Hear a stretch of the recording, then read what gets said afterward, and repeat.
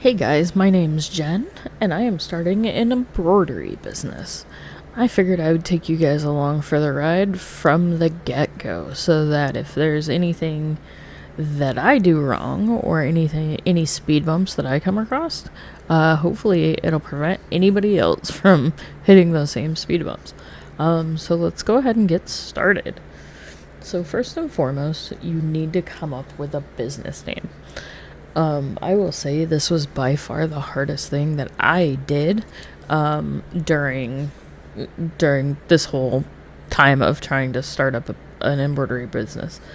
I came up with at least 20 names that I really, really liked, but there was always something that got in the way of me being able to use it, whether it was trademark, website issues, social medias were taken, anything and everything like that. So today we're going to focus on just the going over business name, LLC, social medias, things like that, and the difficulties it was to get there. So first and foremost, you're going to want to come up with a business name that's really strong, that draws people's attention. My goal with my business name was I wanted to sound like an apparel brand. So for me, my business name is Black Static Stitch Co. Again, it was really important for me to have that professional sounding name, and I just really felt like Stitch Co. Having the co at the end just sounds extremely professional to me. But that also came with, having to look to see if the LLCs were available. And that is, that amongst itself is very hard. So many names are out there on LLCs. I will go ahead and link the website below where you can check to see if the name that you're wanting to use is already an LLC or trademarked. Because let me tell you, you can get into a lot of issues if there's another embroidery company with your same name or anything like that. For me today, while the LLC is available for my company and I have applied for it, right now I am actually a sole proprietor instead of LLC, and so that's just one thing you have to decide.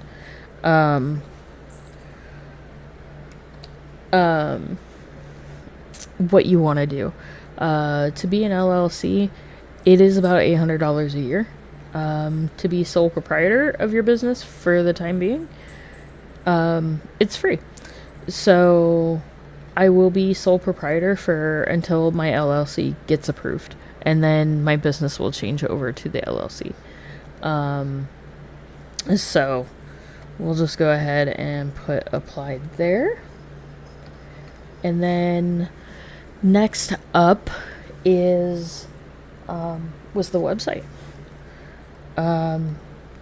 This was another thing like that you really, really want to like pay attention to. If your business name, if the website isn't available, the business name isn't really going to work, because it makes it really hard for people to find you when you have a website that's different than your business name.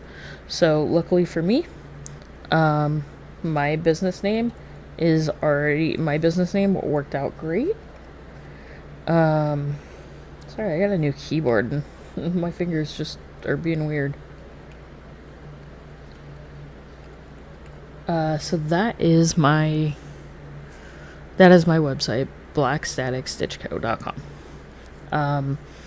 I actually got the domain through porkbun.com, and it's about $11 a year. So, mind you, this is just for the domain name. This is not for the website itself. So, for the website itself, I am considering Squarespace, Wix, or WordPress. I haven't decided yet. Those are just the pretty easy to build. I might even do just Shopify, maybe an Etsy. Just kind of have to decide which one. So it's, it really is whatever just floats your boat, I guess. For me, an actual website will probably work. I really am not a fan of Etsy due to their fees. I just don't think it's very fair to the creators who sell on there. Plus, you have it used to be handmade stuff, and now it's like mass-produced stuff. It's just, I don't know. I don't really agree with Etsy right now. So once you have your website set up, you do want to check your socials.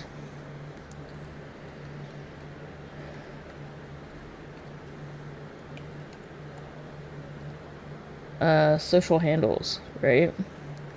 So, let's go. Instagram.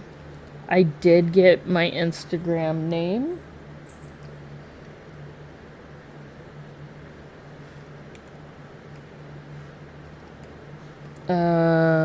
Facebook, I also got that.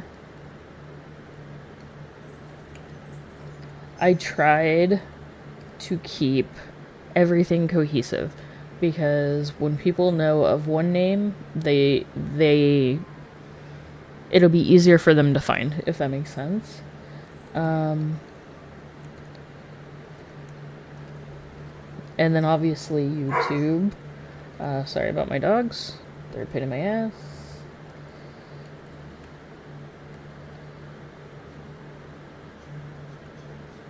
I just realized I spelled that wrong up here.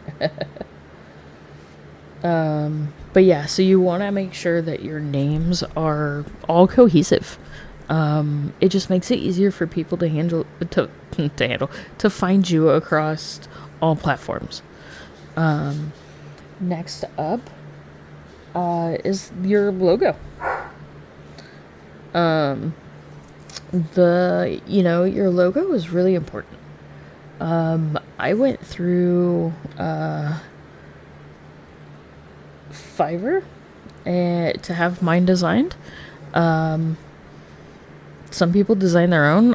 Personally, I'm not good at it. I don't mind the use of AI, but I much rather pay an artist if I can.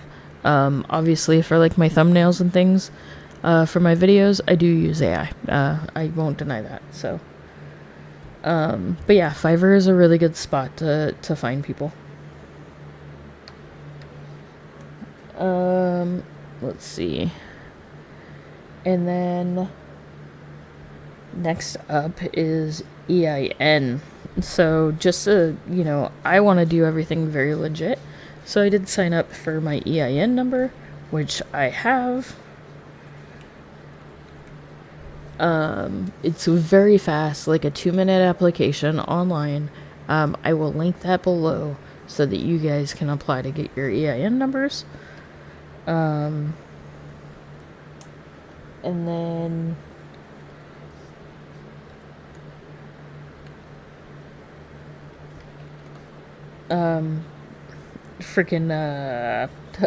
business license numbers.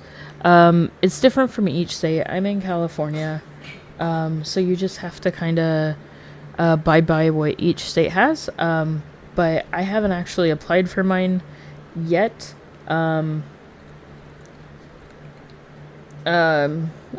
We'll just leave that blank. Just because my business isn't up and going just yet. We're just in the beginning stages. Let me see. Next up would also be California seller's permit. this is really important if you decide you want to sell online or to do any of the other big things for events and things like that. Having a seller's permit is very, very important. Let me see. So one of the things I haven't done yet is I haven't purchased a machine. And that is because I am going back and forth between what company I want to use. There's so many good companies out there that I really haven't decided what machine I want to go with. If you guys have any advice on what machine to go with, please let me know down below. But yeah, and then one of the really fun things I've done since starting this journey is I made a mascot. I decided I really wanted something fun and lighthearted and really adorable. So our mascot is gonna be an alien. We love our aliens. We haven't named him yet. This is one of my favorite ones, but yeah, so this is one of the logos I had made. This is also one of the logos I had made.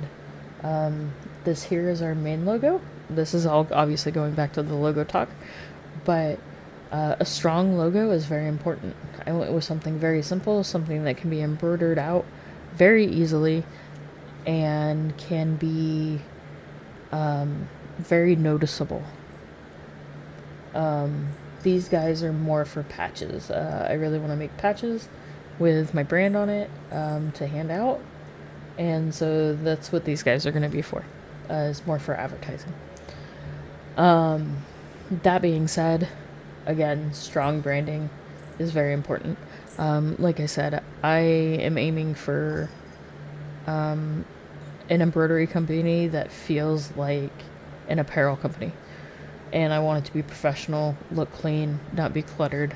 And this is just my ideal logo. So definitely work hard. I hope this video helps you guys. Anybody who's out there trying to get going, I will link everything below so that you can you have access to it. I'm sorry if you're hearing my kitty. But yeah, that's it for now. Our next video, we're going to be talking over the brands of machines and the type of embroidery software to get. I appreciate you guys stopping in. Please make sure to like, share, and subscribe. It really means everything moving forward. Thank you. Have a good night.